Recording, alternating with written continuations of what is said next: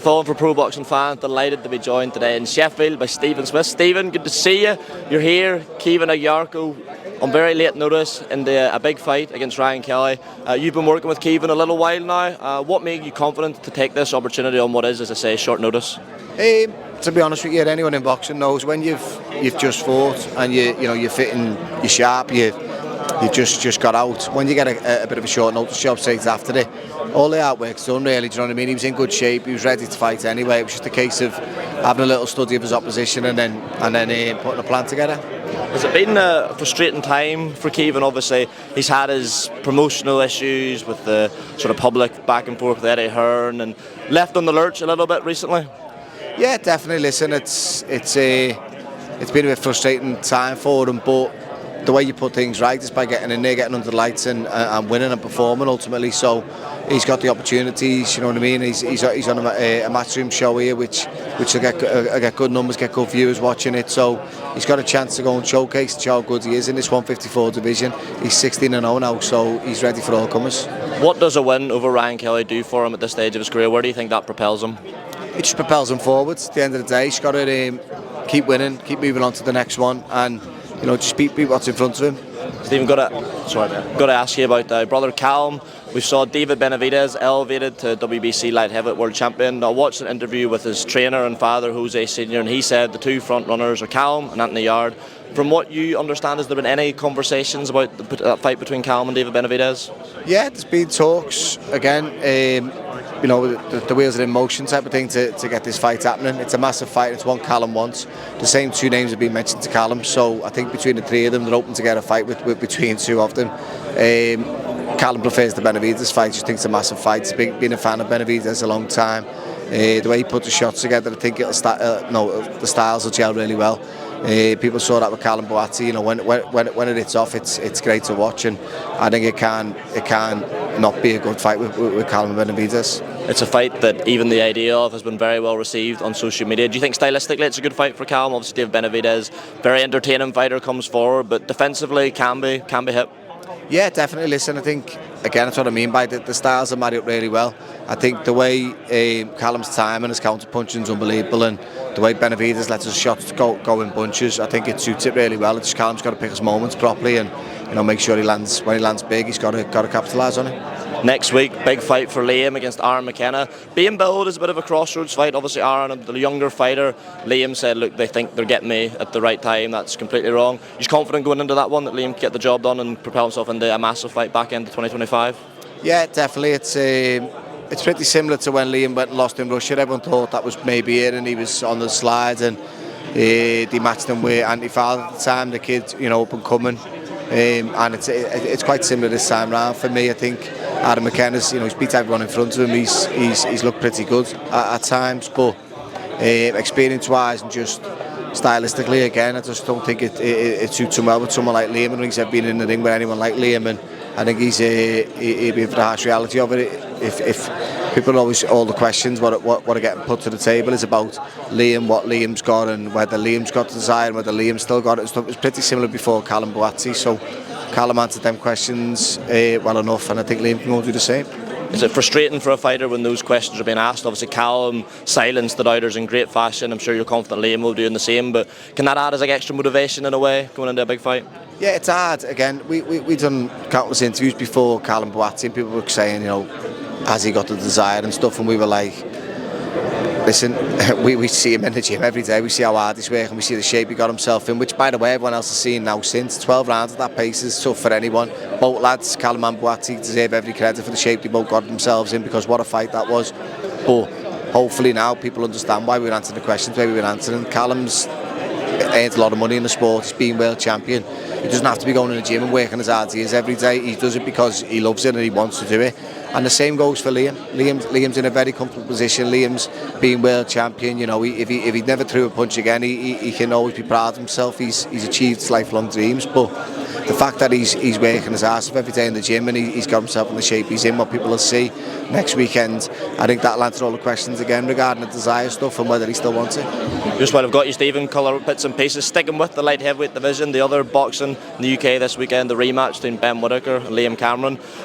Big fight for Ben Whitaker. A lot of people having doubts. You know, had the massive push at the start, the viral moments, and first fight, whatever people's opinions are of it, didn't go to plan. Just before the rematch, what did you make of the whole debacle in the first fight? No idea what actually happened regarding it. It didn't sit well because for the first time we've seen Whitaker sort of look like he was struggling, look like he was tired, and then all of a sudden, obviously, they went over the ropes. Whether that was anyone's fault or the other, it's just one of them things. It happened, and then Whitaker couldn't carry on. He left the ring the way he did, so it left a sort of sour taste in a lot of people's mouths. But no one will actually ever know unless you probably Ben, know what I mean? So it's a tough one. But the fact that they're getting in and doing it again, hopefully all the questions will be answered. Whitaker was seen as a future superstar. He's obviously, as you say, gone viral. He's gone from millions of followers and that now, hasn't he, and stuff. So he's being predicted as an ex-superstar. If he slips up to Liam Cameron, no disrespect to Liam, but if he slips up there, he's not the superstar everyone thought he was. So there's a lot of pressure on his shoulders in this one. He's got to go in, he's got to go do a job and look good. On the flip side, I don't think there's any real pressure on Liam Cameron's shoulders. I think he can go in there and just, again, do what he done in the first fight, put it on him, and let's see what he's about. It was confirmed by Lee Eaton, Liam's manager, literally 15 minutes ago. It's going to be a 10-round fight. Have you ever seen anything like that in boxing where, 3 days before the fight, and it's only just now be confirmed whether it's 12 or 10 rounds? I didn't even know it's being confirmed, so that's news to me, yeah. But I literally, I've never seen nothing like it. It's usually, to be honest with you, them sort of stuff's usually well tied up before it gets to this late in the stage. The fact that it wasn't was what made it so public, and it was a bit of a mess from behind the scenes, from Boxer or whoever it was who dealt with it. But look, now it's sorted. It's a good thing. Do you know what I mean? Whether they've had to pay a bit more than they should have or whatever, it's their own fault. But at least it's now sorted, as you say, and we can all look forward to the fight now and get these questions, what everyone's got, get them answered. Just last thing, I want to get your thoughts on Stephen. Saw some more comments from Chris Eubank Sr.